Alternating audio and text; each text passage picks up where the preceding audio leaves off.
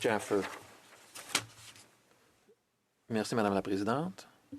Honorable sénateur, je prends la parole aujourd'hui pour parler de l'interpellation 11 sur le 100e anniversaire de la loi sur l'exclusion des Chinois.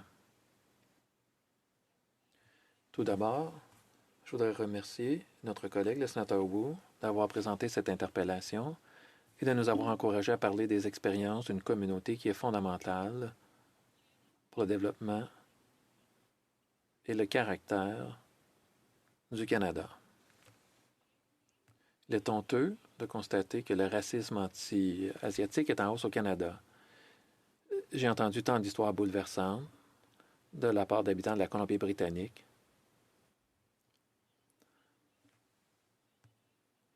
Le Canada a une sombre histoire de discrimination et de mauvais traitement à l'égard de la communauté chinoise. En témoignent de nombreuses politiques fédérales et leur impact, notamment la taxe d'entrée imposée aux Chinois en 1885, la loi d'exclusion des Chinois de 1923 à 1947, le refus historique du droit de vote, les attaques ciblées contre les communautés chinoises et japonaises lors des émeutes anti-asiatiques de Vancouver en 1907.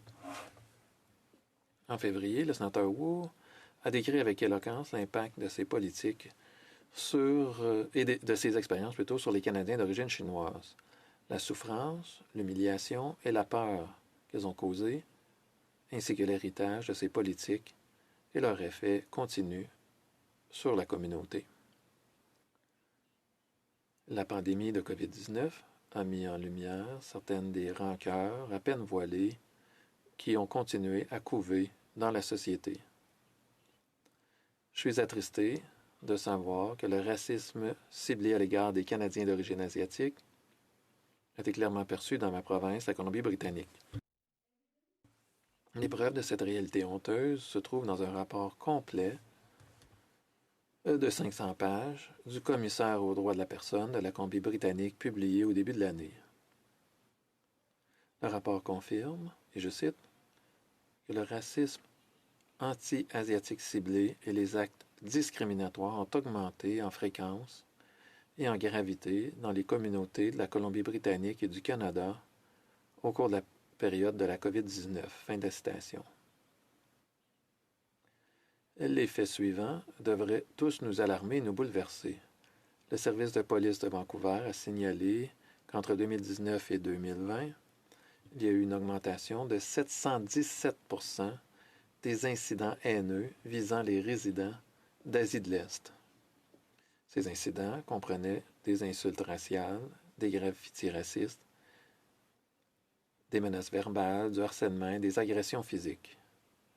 En conséquence, un sondage réalisé en avril 2021 auprès des Britanno-Colombiens d'origine asiatique a révélé que 87% des personnes interrogées pensent que le racisme anti-asiatique a empiré depuis le début de la pandémie, et 64% des personnes interrogées pensent qu'il a beaucoup empiré. Il est également important de noter que nombre de ces agressions ne sont pas signalées. Quant aux victimes, qui partagent courageusement leur expérience, il est déchirant d'entendre leurs récits d'agressions verbales et physiques. Il s'agit notamment de personnes âgées, comme Judy Chung, qui a été frappée au visage par un inconnu alors qu'elle quittait une épicerie de Vancouver en 2021. Âgée de 70 ans, elle se sent désormais obligée de se munir d'un parapluie pour se protéger chaque fois qu'elle sort. Ce n'est pas acceptable. Aucune communauté, aucun individu ne devrait connaître une telle peur au Canada. Cependant, j'ai de l'espoir que je sais, de par mon expérience personnelle, à quel point ce pays peut faire preuve de compassion et d'acceptation. J'aimerais maintenant parler des contributions inestimables des Canadiens d'origine chinoise à la Colombie-Britannique. Historiquement, les travailleurs chinois ont participé à la construction du chemin de fer du Canadien Pacifique et ont joué un rôle essentiel dans l'industrialisation de l'économie en tant que personnes qualifiées et semi-qualifiées, travaillant dans les scieries et les conserveries de la Colombie-Britannique et devenant également propriétaires de petites entreprises. Plus récemment, les Canadiens d'origine chinoise ont apporté d'importantes contributions à la science, à la médecine, aux services publics, à l'art, à la littérature et à la cinématographie au Canada. Pour ma part, je sais, sur la base de mon expérience personnelle, que les hôpitaux de Vancouver, où j'ai passé beaucoup de temps, et des régions environnantes ne seraient pas debout sans le travail acharné et les sacrifices des Canadiens d'origine chinoise, en particulier pendant la pandémie. En mettant en lumière les réalisations incroyables de personnalités sino-canadiennes de la Colombie-Britannique, j'espère nous faire mieux comprendre leur généreuse contribution. Je commencerai par notre ancienne collègue, la sénatrice Vivienne Poy, sénatrice de l'Ontario. La sénatrice Poy a été nommée au Sénat du Canada en 1998 par le premier ministre Jean Chrétien. Première Canadienne d'origine asiatique à être nommée au Sénat, elle a consacré la majeure partie de son mandat de 14 ans aux questions de genre, au multiculturalisme, à l'immigration, aux droits de la personne, et a contribué à faire reconnaître le mois de mai comme le mois du patrimoine asiatique au Canada. À l'extérieur du Sénat, Vivienne est une femme d'affaires, une auteure et une philanthrope accomplie. Titulaire d'un doctorat en histoire à l'Université de Toronto, elle a écrit de nombreux ouvrages et nous a éclairés sur des sujets tels que les relations sino-canadiennes et l'immigration chinoise au Canada, tout en écrivant courageusement sur ses luttes personnelles, sur les luttes personnelles plutôt de sa propre famille. Depuis sa retraite, Vivienne poursuit son travail avec des organisations qui visent à améliorer la vie des femmes et des jeunes filles dans les pays en développement. Vivienne, lorsque je suis arrivé au Sénat, vous m'avez beaucoup aidé et j'ai toujours apprécié notre amitié. En Colombie-Britannique, David Lamb a eu un rôle très important, à la fois la lutte contre des préjugés profondément ancrés et l'espoir et la promesse d'opportunités dans ce pays. David Lamb a été le 25e lieutenant-gouverneur de la Colombie-Britannique de 1988 à 1995, a été le premier Canadien d'origine chinoise à être nommé vice-royal au Canada. Ou vice-roi plutôt au Canada. Il a un jour décrit sa responsabilité en tant que lieutenant-gouverneur comme étant celui d'un guérisseur de blessures, d'une sorte d'entremetteur entre des personnes ayant des points de vue différents et d'une personne qui offre encouragement et inspiration. Le lieutenant-gouverneur Lamb a émigré au Canada avec sa famille en 1967 et est devenu l'un des principaux promoteurs immobiliers de Vancouver. Il a fini par créer sa propre société et a contribué à attirer des investisseurs de Hong Kong à Vancouver. Il croyait fermement à la nécessité de rendre à sa communauté, ainsi qu'au pouvoir de l'éducation et de la sensibilisation culturelle. En 1983, il a créé la Fondation David et Dorothy Lamb et la Société philanthropique Floribunda. Les deux organisations caritatives ont fait don de millions de dollars par an à des projets communautaires tels que le jardin chinois classique Sun Yat-sen. Il a également financé de nombreuses initiatives en collaboration avec des universités de Colombie-Britannique, notamment l'Institute of Dispute Resolution et le David Lamb Auditorium à l'Université de Victoria, ainsi que le David Lamb Center for International Communication à l'Université Simon Fraser. Comme le lieutenant-gouverneur Lamb, Milton Wong a su concilier une carrière professionnelle réussie et un sens aigu de la responsabilité sociale. Il a apporté une contribution considérable à sa communauté de Vancouver dans divers domaines, tels que la finance, les arts et la culture, le développement durable, le multiculturalisme et le monde universitaire.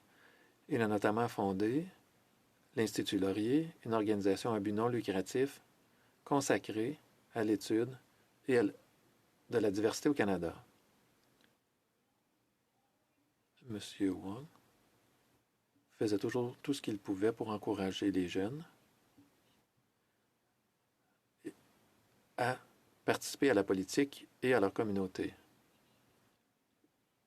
Il m'a accompagné lors de périodes difficiles en politique et était là pour célébrer lorsque j'ai été nommé au Sénat. Il a été mentor pour de nombreuses personnes et je me souviendrai toujours de tout ce qu'il a fait pour moi. Enfin, je voudrais mentionner mon ami Edith Ni, récipiendaire de la médaille du Jubilé de la Reine. Parmi ses nombreuses fonctions, elle a été membre de la Commission de l'immigration et du statut de réfugié du Canada et directrice du BC Press Council. Edith a consacré sa carrière à statuer sur des questions liées à l'immigration, aux réfugiés, aux pensionnats, à l'éthique et à la liberté de la presse. Elle s'est fortement impliquée dans sa communauté et a milité pour l'émancipation des femmes et des minorités visibles. Sénatrice Jaffer,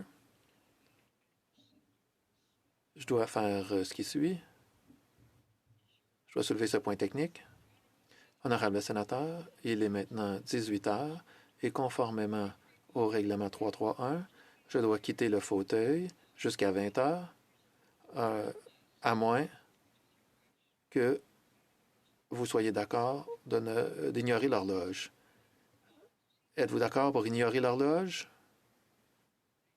Merci. Vous pouvez poursuivre.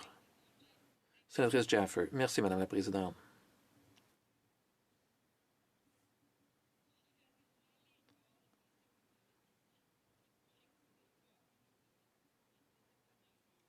Elle a fait beaucoup de travail pour les minorités visibles, participant même à la Conférence des Nations unies sur les femmes qui s'est tenue à Nairobi en 1985 en tant que déléguée canadienne.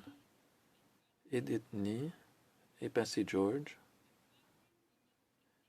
ont aidé les femmes de couleur en fondant le groupe des minorités visibles immigrants au Canada en Colombie-Britannique. Ils ont travaillé fort pour s'assurer que toutes les femmes soient incluses. En mettant en lumière ces personnes, j'ai voulu rappeler à tous la générosité d'esprit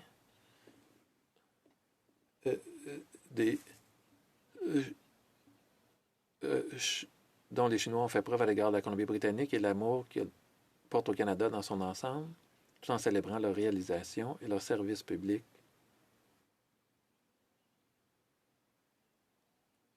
Nous sommes tous au courant du débat qui a cours sur la colline. Je nous exhorte tous, en fait, je vous supplie, ce qui se passe entre la Chine et le Canada ne veut pas dire que c'est la faute des Sino-Canadiens. Nous devons être des leaders pour nous assurer que ce qui se passe entre les gouvernements n'a pas d'effet sur nos citoyens. Et je vous exhorte tous à en tenir compte et à y mettre fin. Profitons également de cette occasion pour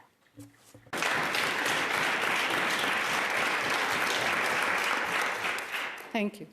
Let us also take... Merci. Prenons cette occasion de nous rappeler que la diversité rend notre pays plus fort, qu'elle est la clé de notre prospérité commune et qu'il n'y a pas de place au Canada pour l'intolérance ou la haine. Plus jamais ne devrions-nous adopter une loi comme la loi d'exclusion. Plus jamais ne devrions-nous traiter les Sino-Canadiens différemment des autres Canadiens. Ils ont leur place au Canada. Merci.